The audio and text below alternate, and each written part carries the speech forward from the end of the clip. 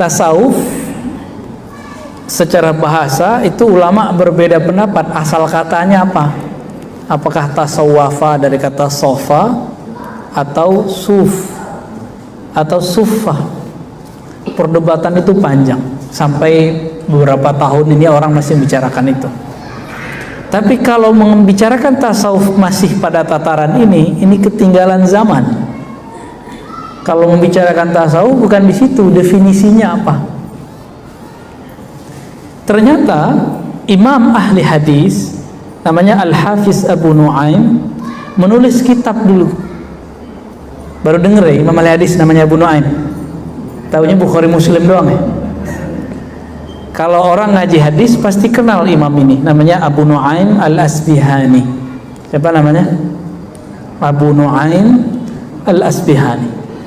Imam Abu Nu'aim Al-Asbihani ini mengumpulkan riwayat dari Abu Bakar sampai zaman dia, perkataan ulama salafus saleh dan khalaf, ulama terdahulu, dan sampai zaman dia abad keempat tentang kerohanian Nabi. Setelah dikumpulkan, muncullah definisi tasawuf ratusan bahkan ribuan. Imam Zarruq bilang 2000, tapi saya hitung nggak nyampe. Jadi setiap sahabat itu mewariskan sisi tasawuf Nabi. Sahabat Abu Bakar ada tasawufnya apa gitu. Dan beliau memulai dari nama Abu Bakar As-Siddiq radhiyallahu taala anhu. Maka bagi imam ahli hadis namanya Abu Nu'aim Al-Asbihani, tasawuf itu bukanlah lain dari ajaran Islam, tapi tasawuf itu sama dengan fikih. Fikih itu warisan fikih ilmu zahirnya Nabi, itu fikih. Contoh, sholat sah itu bagaimana caranya? Bersuci. Yang disucikan dalam fikih zahir atau batin? Zahir atau batin? Fikih loh ya. Rukun 13. Syarat supaya sah rukun 13 ini sebelumnya harus wudu, rukunnya 6. Hafal kan? Ya. Awal sama akhir doang hafal ya. Niat sama tertib. Lumayan lah. Ini semuanya dari awal sampai akhir menyebutkan kesucian zahir. Benar gak? Sholat rukun 13 dari niat, cuma niat yang pakai kolbu. Itu pun sekarang sudah dilafazkan usolli, ya kan? Aslinya kan itu di kolbu, Pak.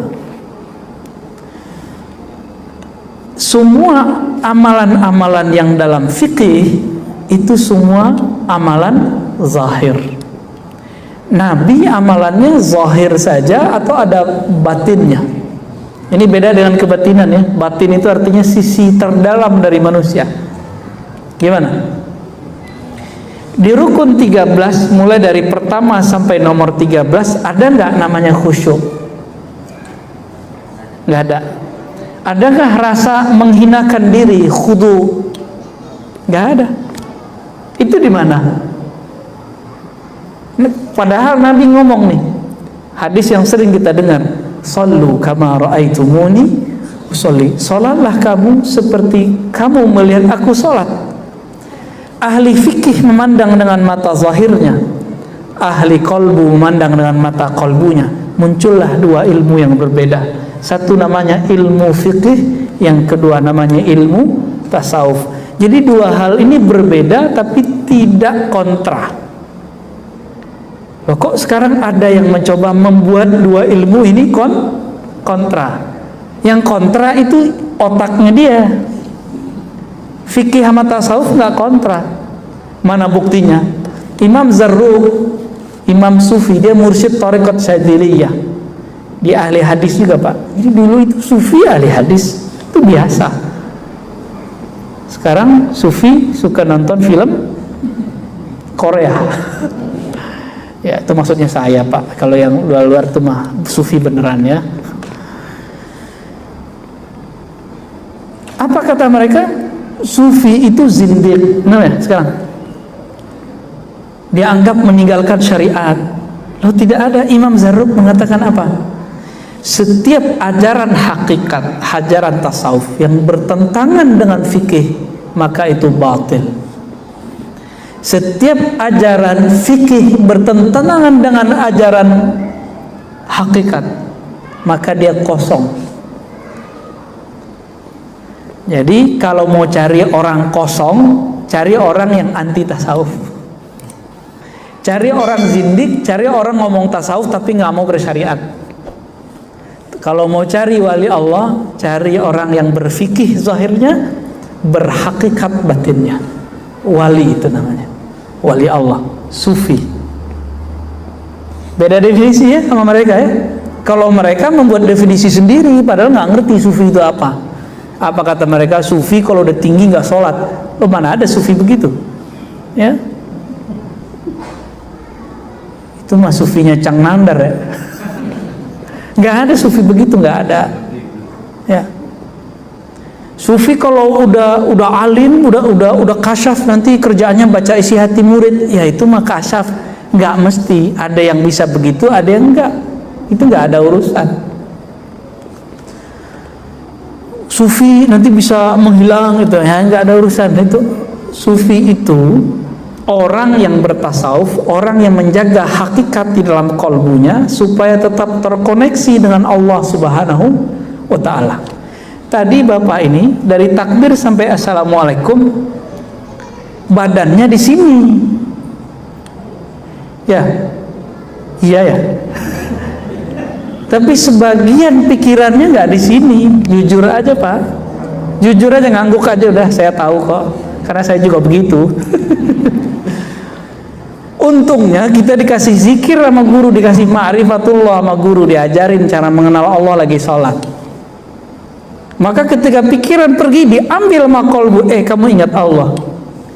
Jadi setan itu kata Nabi dalam hadis yang sahih, jika seseorang sholat maka setan ngomong, uzkur kaza, uzkur kaza, ingatlah ini, kamu tadi begini ya, kamu tadi begini, abis ini kamu keluar lewat pintu itu, nanti sendalmu di situ, disebutin semua Pak. Sampai ke rumahnya, jalan kemana itu disebutin semua. Hebatnya setan tuh. Terus kita asik kan, tahu-tahu udah amin, loh udah amin aja. Tuh yang senyum-senyum pengalaman sobat tuh. Tahu-tahu udah ruku gitu ya. Khusyuk apa kusut. Nah tadi pertanyaan siang tadi kita nanya gitu sama orang-orang, khusyuk apa kusut. Saya yakin itu kusut. Para sufi itu mewarisi khusyuknya Nabi. Ahli fikih mewarisi rapinya zahir sholatnya Nabi. Maka seharusnya ini satu paket, zahir dan batin, jangan dipisah-pisah. Jadi kira-kira ini saya belum nyebutin hadis macam-macam, baru hadis sholat aja. Tasawuf bagian dari Islam atau bukan? Ya, bagian dari Islam atau enggak? Warisan Hindu Buddha atau apa? Emang orang Hindu Buddha ada bertorikot? Ada nggak orang Hindu Buddha zikir la ilaha illallah kencang-kencang? La ilaha illallah, ayo. Wah, Buddha dari mana? Syiah. Emang udah pernah datang ke Iran? Orang Syiah gitu zikirnya. Orang Syiah kalau zikir ya Ali ya Husain sampai mukul-mukul badan. Kalau tarekat enggak. Dia berzikir la ilaha illallah, memukulkan kalimah itu ke dalam dirinya. Kalau orangnya suka ngerok Pak, itu zikirnya kencang. La ilaha illallah, sampai kemudian hilang suaranya, nggak jelas. Kayak suaranya Cang Nandan kalau lagi canda. Emang dia kalau lagi canda tuh suaranya begitu. Bener ya? Bener Bang Adam? Baik. Bukan itu perwajahan tasawuf. Tasawuf itu lebih umum dari itu semua. Maka Imam Al-Junaid Al-Baghdadi mengatakan tasawuf itu banyak metodenya. Setiap nafas itu ada metodenya. Ujungnya satu, berakhlak. Akhlak itu ada kepada Allah, ada kepada makhluk. Maka siapa yang bertambah adab akhlaknya kepada Allah, adab akhlaknya kepada makhluk, itulah sufi yang sebenarnya. Ya mohon maaf kalau ada guru-guru di sini kan ngajar cuma budi pekerti, itu baru ke makhluk. Kalau ke Allah itu mesti bertasawuf. mesti bertasawuf. Ya. Jadi tasawuf itu bukan hanya sekedar suluk-suluk. Suluk itu hanya salah satu metode dari tasawuf. Pakai tasbih itu hanya salah satu metode dari tasawuf. Tasawuf lebih umum dari itu. Masih ingat hadis Jibril? Nabi ditanya Islam, iman, ihsan. Fikih itu warisan dari al-Islam. Coba lihat, rukun Islam 5. Semuanya amal zahir bukan? Syahadat, sholat zahir, puasa zahir, zakat di luar zahir kita malah. Ya. Haji zahir nggak? Bapak haji pakai perasaan atau pakai badan? Saya mau ke Mekah nih, cing, bisa begitu nggak? Nggak bisa Pak, mesti pakai badan. Saya mau zakat pakai hati, bisa nggak? Ustadz, saya cukup puasa lidah, puasa lisan, bisa nggak? Nggak bisa, mesti puasanya lahir batin. Karena ini lahir, turunlah namanya hukumnya, hukum fikih. Maka kalau belajar hukum yang ada di rukun Islam nggak lewat fikih, nggak sah fikihnya. Nanti bisa aneh. Muncullah di Jawa Timur dulu orang kalau sholat, dia sholat selalu pakai sendal. Karena dia baca hadis, Shollu ala ni'alikum. Sholatlah kamu pakai sendal, pakai tarompah, ya. Benar namanya gitu. Itu mereka pakai sendal, Pak. Jadi aneh nggak? Kenapa nggak belajar fikih belajar hukum Islam lewat fikih? Sama, ada orang ingin mengenal Allah, merasakan khusyuk, tapi nggak lewat tasawuf. Muncullah, mohon maaf, buku-buku cara sholat khusyuk, tapi isinya nggak ada yang menyentuh. Isinya cuma sampai perenungan, merenungi makna, memahami teks, sampai di situ doang. Nggak ada yang betul-betul khusyuk yang Nabi maksud, itu nggak nyampe. Tanya semua ustadz hari ini, hampir semua mengatakan khusyuk itu memahami bacaan. Mampus Bapak yang nggak bisa bahasa Arab. Ya, menakutkan khusyuk kalau begitu Pak. Pada berhenti sekolah, bukan berhenti sekolah, berhenti sholat. Pak, Bapak udah berapa tahun Pak sholat Pak? Dari kecil Pak ya? Udah 60 tahun. Dari dulu belajar bahasa Arab nggak? Enggak. Terus kalau ada ustadz bilang khusyuk itu harus mengerti yang dibaca, Bapak stres nggak mikirin itu? Ya, nggak mungkin itu. Orang Arab Badui itu betul mereka bisa bahasa Arab, tapi bukan berarti mereka bisa ngerti Quran Pak. Mereka sholat aja. Maka Arab Badui itu lagi sholat ada yang meludah, ada yang mainin tangan, ada yang ada cincin diputer-puter kayak anak kecil. Kalau lagi duduk dia mainin pasir. Nabi ngurusin sahabat yang begitu-gitu Pak. Jangan dikira sahabat Nabi itu semuanya seperti Abu Bakar, Umar, Utsman. Ada yang badui. Ada datang ke masjid cuma kentut doang, pipis doang tuh ada. Itu Arab Badui. Nabi ngurusin orang begitu dan gak pernah emosi, gak pernah bilang, ente zindik, masa masjid dipipisin? Gak ada. Sekarang cuma beda Sayyidina sama gak Sayyidina, kunut sama kunut, gak kunut. Ustadznya pakai doa jamaah, nggak doa jamaah, itu rame di masjid. Mana akhlak nabinya? Ya, maka ada ilmu yang ketiga, ilmu kedua iman, ilmu ketiga namanya ihsan. Ihsan itu yang melahirkan namanya tasawuf.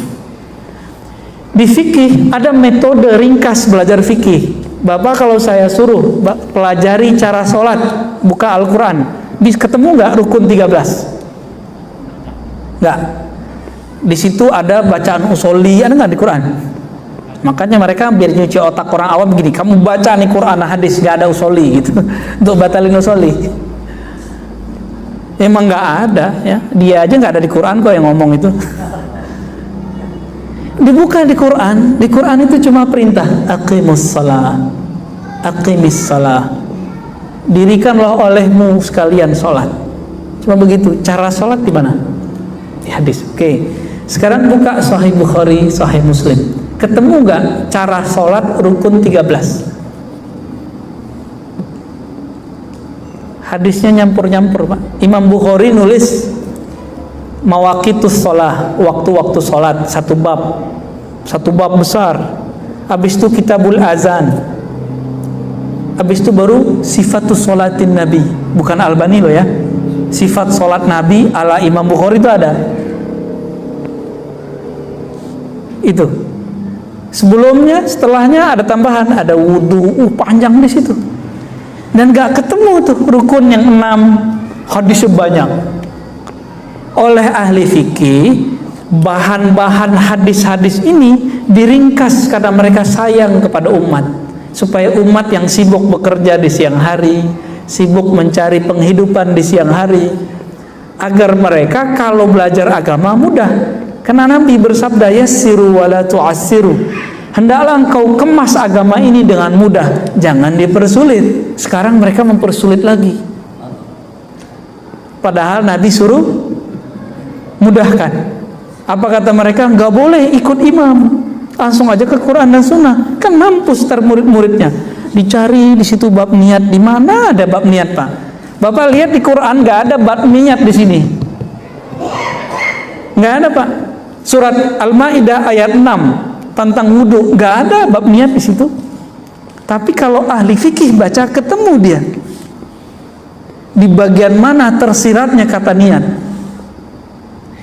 Dibaca hadis tentang niat umum, innamal a'malu bin niat. Tapi kenapa hadis ini dijadikan bahan nomor pertama setiap amalan? Rukun sholat, rukun puasa, rukun haji, pertama pasti niat, ya kan? Padahal tidak ada tuh di ayat puasa, kutiba alaikumusiyam, mana niatnya di situ? Ketemu di hadis, Nabi nggak bilang niat. Nabi mengatakan malam yubayyit lailan fala siyamalah. Siapa yang tidak tabyid, tabyid itu artinya secara harfiah bayyata yubayyitu, menetapkan, menginapkan, macam-macam ini artinya ya. Ulama kita mengartikan meniatkan. Maka muncullah bab situ wajib niat puasa. Dari hadis itu maka ulama kita menganjurkan para imam setiap malam mengingatkan umat, wa tawasau bis bil haqqi wa tawasau bis sabri. Tapi sama kawan kita dibid'ahkan lagi, ya enggak? Kan repot begitu. Padahal ini memudahkan umat, seperti dulu Umar memudahkan umat, Imam Syafi'i memudahkan umat, dan itu berkembang terus sampai akhir zaman. Jadi kira-kira kalau kita kembali lagi langsung ke Quran dan Sunnah, itu cara sholatnya nanti jadi amburadur nggak ter? Pasti amburadur, Pak. Nah, cara belajar fikih itu lewat mazhab. Lalu cara belajar tasawuf pakai apa? Ada namanya metode juga, disebut thariqah. Nah, thariqah ini ada yang formal, ada yang tidak formal. Yang formal itu seperti thariqah Naqsyabandiyah, tarekat Syaziliyah, tarekat Qadiriyah, itu formal. Formal itu gini, kayak sekolah, ada pimpinannya namanya mursyid, ada asisten gurunya namanya khalifah, muqaddam, wakil talqin, ada muridnya namanya salik, ada tempat sekolahnya namanya surau atau tempat khalwat, zawiyah, ribat. Apalagi ada kurikulumnya, maka zikirnya dimulai dari A sampai ke apa gitu, kayak sekolah. Saya mau tanya nih yang sekolah di pesantren, Nabi dulu ngajarin sahabat pakai kitab nggak selain Al-Quran? Dimulai dari kitab Toharoh nggak? Bab bersuci gitu nggak? Nggak ada. Bid'ah nggak tuh? Kalau ahli fikih boleh buat begitu, kenapa ahli tarekat nggak boleh buat kurikulum zikir? Kok nggak boleh? Nah, maka kalau ahli fikih nggak ngerti ilmu tarekat, nanya dulu, gitu, ya. Maka bapak saudara ikhwan akhwat fillah, apakah tasawuf itu ajaran dari Nabi? Sudah terjawab, itu ajaran dari Nabi. Namun nanti metodenya disusun oleh para ulama, sebagaimana ilmu fikih disusun oleh para ulama. Langsung saja ke Quran dan Sunnah. Kita tanya, Quran ini yang nyusun siapa? Ulama sahabat, siapa namanya? Utsman. Ini mushafnya Utsman itu beda loh dengan Ibnu Mas'ud. Beda tipis. Beda lagi dengan mushaf Ibnu Abbas. Ibnu Abbas surat Al-Bara'ah, surat Taubah ayat ada bismillahnya. Tapi suratnya sama. Suratnya susunannya beda-beda, Pak. Ada mushaf Ali. Itu dimulai dari ayat pertama turun, terakhir adalah ayat terakhir turun. Tapi nggak ada sekarang. Semuanya mereka serahkan kepada Sayyidina Utsman. Mereka udah sepakat nih biar mudah untuk zaman sekarang. Jadi kalau kembali ke Al-Quran itu sama dengan kembali ke ulama sahabat. Quran zaman Utsman udah pernah lihat belum? Belum. Saya pernah lihat, Pak. Quran mushaf namanya Masahif Utsmani. Bukan mushaf, masahif. Masahif artinya mushaf-mushaf. Ternyata beliau dulu menyalin 6 mushaf dan itu udah paling keren di zamannya. Yang agama-agama lain juga belum pernah. Dikirim satu untuk beliau. Berarti 5 keluar, satu untuk beliau. Salah satunya itu oleh Timur Leng, orang Uzbekistan. Disalin, kalau sekarang fotokopi, kalau dulu kan nggak ada mesin fotokopi, dikumpulkan ahli kaligrafi, khattat istilahnya, disalin semua. Saya baru lihat, oh begini model salinannya, sedikit beda-beda dikit dengan yang aslinya, hampir sama, nggak ada titiknya, Pak, nggak ada barisnya. Terus yang ngasih baris siapa? Yang ngaris harokat siapa? Tasdid siapa? Titik siapa? Ayo siapa yang ngasih? Ulama. Katanya nggak boleh ikut ulama, langsung aja ke Quran dan Sunnah. Kayak istiqomah ini ya. Hah? Iya, temannya Bapak. Iya, jenggotnya sama, Pak. Ya, tapi itu jenggotnya tawadu, Pak. Mancing-mancing dia. Gak boleh Cang Nandar. Kata mereka apa? Langsung ke Quran. Quran ini yang menyempurnakan cara bacanya ulama. Bacaannya sama. Jadi kalau Utsman bin Affan baca, kita baca Quran kita begini nih, lengkap nih. Banyak awan-awannya kan? Ya kan? Ada baris-barisnya. Itu bunyi sama dengan Utsman. Kalau dia baca Quran kita dia nggak ngerti, Pak. Sama seperti kita nggak ngerti baca Quran Utsman, tapi teksnya sama, cara bacanya beda karena Utsman belum dikasih tahu cara harokat ini. Seperti kita nggak dikasih tahu model dulu yang tidak ada titik, koma segala macam.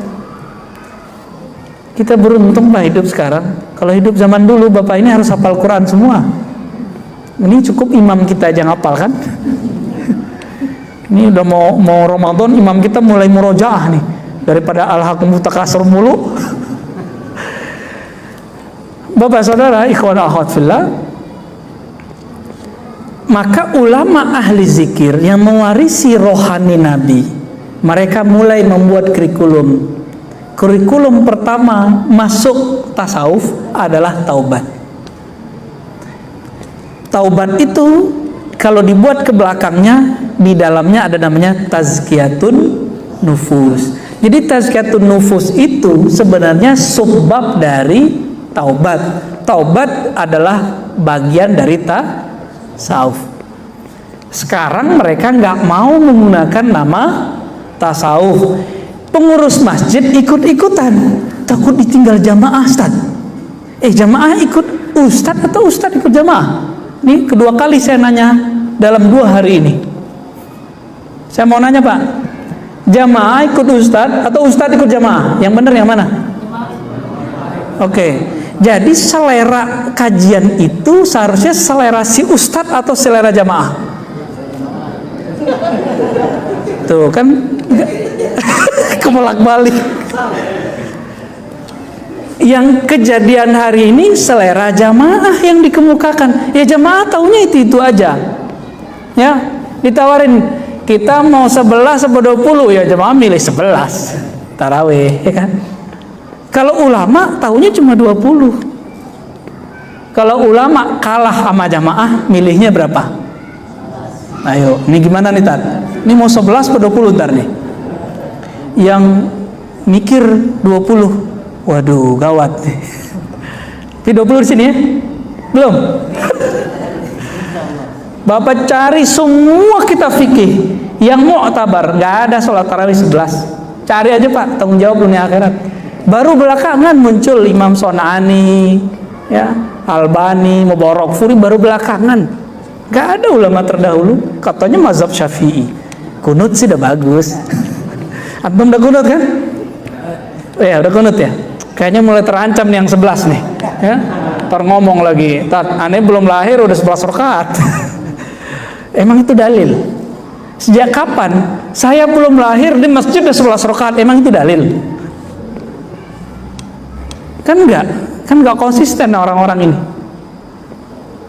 Banyaklah masalah kita Pak. Ini kita cuci-cuci, bongkar-bongkar ini. Yes.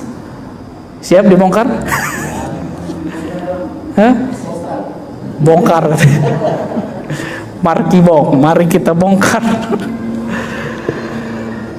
Bapak saudara Allah, ulama ahli rohani ini karena dia mengerti dalil, dia mengerti metode, dimulailah bab tadi apa? Bab taubah. Itu beda loh Pak. Ahli fikih baca astagfirullah beda dengan ahli kolbu, ahli tasawuf baca astagfirullah. Beda.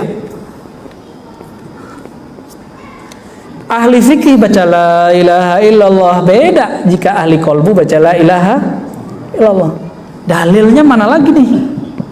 Baca la ilaha illallah aja Tat, nggak usah aneh-aneh kan gitu. Orang awam takut gila, katanya bertasawuf jadi gila. Tuh berhasil antum kecuci otaknya. Ya, itu kan yang ngomong begitu fitnatud dajjal itu. Bahwa belajar tasawuf jadi gila. Itu fitnatud dajjal itu Pak. Karena dajjal tahu orang kalau bertasawuf itu mati nggak takut. Jihad langsung berani Pak orang kalau udah bertasawuf. Karena nama Allah sudah terpatri di kolbunya. Jika Allah memanggil jihad yang sahih lah ya, bukan jihad-jihadan, bukan jihad jahat, jihad yang asli, itu dia akan menjawab. Tapi kalau jihadnya pakai hawa nafsu, dia nggak akan pernah menjawab. Maka dulu sahabat-sahabat nanya, wahai Rasulullah, ini kami ada yang jihad membela si fulan, membela kelompok, membela partai, membela suku, membela marwah. Apa kata Nabi? Jihad itu bukan itu. Jihad itu kamu berjuang li'ilahi kalimatillahi hiyal ulya. Hadis Sahih Muslim. Untuk mengangkat nama Allah yang tinggi. Di dirinya nama Allah belum tinggi. Bagaimana dia mau berjihad di luar? Nanti sama nasi bungkusnya kalah. Cang nangder ya? Jadi jihad-jihadnya orang hari ini, lapar aja mati jihadnya. Semangat jihadnya cuma karena amplop 50.000, 10.000, mampus dia. Tersinggung dikit di masjid, mundur. Logo nggak muncul, tengkar. Jihad apaan antum? Ya? Jihad apaan itu? Itu namanya memperjuangkan kepentingan kelompok, bukan meninggikan kalimah Allah. Kalau sudah ada kalimah Allah, yang lain kecil nggak? Waladzikrullahi akbar. Sungguh menyebut nama Allah itulah yang paling besar, yang lain hilang. Maka di masjid ini nggak boleh ada bendera selain bendera Allah dan Rasulullah. Nggak ada bendera-bendera apa-apa. Tapi kalau ada orang punya bendera sholat di sini boleh nggak? Buat acara di sini boleh, jika masih sesuai dengan akidah yang ahli sunnah, yang moderat. Kira-kira begitu Pak. Saya ngomong begini takut nggak Pak? Antum senang ya? Aneh jadi tumbal ya?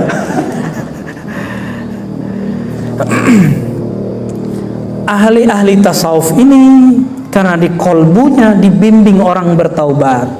Karena ahli tasawuf tahu orang bertasawuf itu bukan berarti suci, tapi justru belajar kalau kotor gimana cara menyucikannya. Saya mau sholat tapi lagi junub, wajib nggak mandi wajib? Bapak berani nggak lagi junub, habis malam pertama subuh nggak pakai mandi, berani nggak? Baru pulang keluar kota nih, Cang Nandar nih, pulang langsung serangan. Subuh berani nggak sholat tanpa mandi wajib? Nggak berani. Kenapa?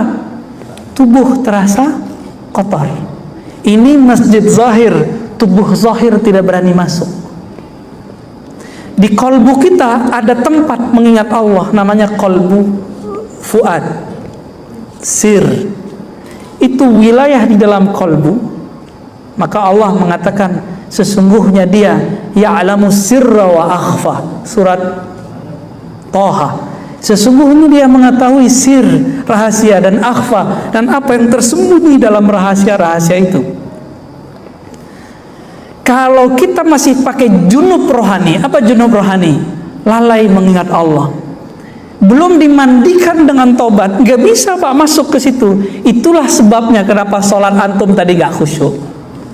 Badan secara zahir sudah masuk ke masjid zahir, tapi nyawa kita belum nyambung dengan kolbu. Kenapa? Nyawa kita belum ditobatkan, nafs kita belum ditobatkan, belum bertobat dia. Jadi nggak bisa khusyuk. Jadi kalau ada orang nanya, saya nggak bisa khusyuk, udah tobat dulu zahir batin. Kalau udah bersih, baru dia bisa masuk.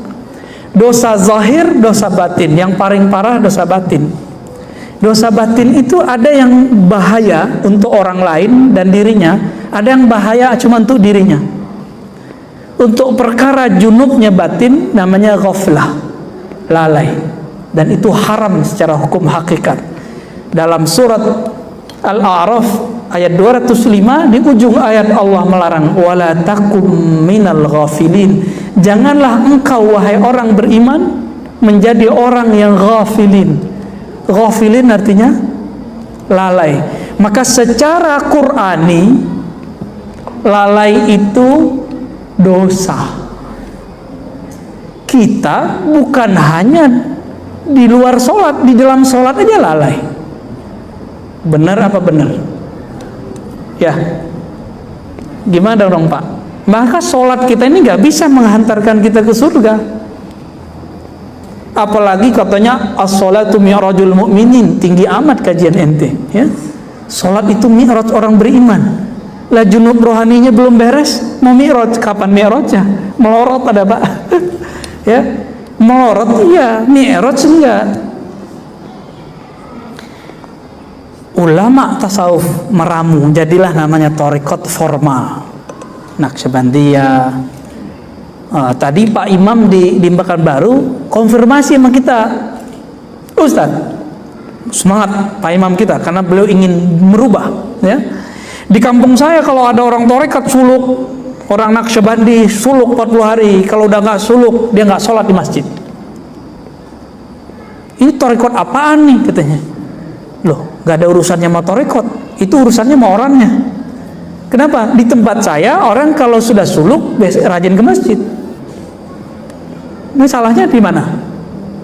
Orangnya nggak diajarin kalau habis suluk ada adab setelah suluk, yaitu sholat jamaah. Orang jamaah tabligh kan diajarin Pak, ada bayan tangguh namanya. Nggak tahu masih sama nggak istilahnya? Orang mau pulang nih dikasih bayan itu kayak semacam mentoring sebelum pulang. Nih supaya frekuensi iman ente masih sama ketika khuruj dan setelah khuruj, dikasih. Di tarekat sekarang hilang. Saya teliti, ini jamaah tabligh ini ilmunya dari mana sih? Ternyata pendiri jamaah tabligh mursyid tarekat Naqsyabandiyah, Qadiriyah, Khistiyah, Suhrawardiyah, ahli hadis, mazhabnya Hanafi, akidahnya Maturidiyah. Maturidi ini kan sama dengan Asy'ariyah, beda tipis. Mursyid. Makanya dia buat tarekat informal ala jemaah tabligh. Kebaca sama Syekh Albani, apa kata Syekh Albani? JT, jemaah tabligh adalah sufi gaya baru. Jadi mereka musuhin JT juga Pak. Bapak tiba-tiba musuhin JT juga, kan repot. Banyak di masjid-masjid kampung musir karena masyarakat ini nggak ngerti jemaah tabligh itu sebenarnya sama dengan dia. Cuma mungkin risih sebagian orang nggak ngerti pakaian begitu itu kan biasa. Cuma kalau dia masuk ke kampung tertentu, orang kampung itu belum biasa Pak pakai baju-baju begitu. Ya kita maklumilah ya. Jadi kalau ada jemaah tabligh yang disuruh sir, ya salah antum, nggak taaruf duluan. Ta'aruf duluan. Ya. Baik. Udah jam 7:30, Pak.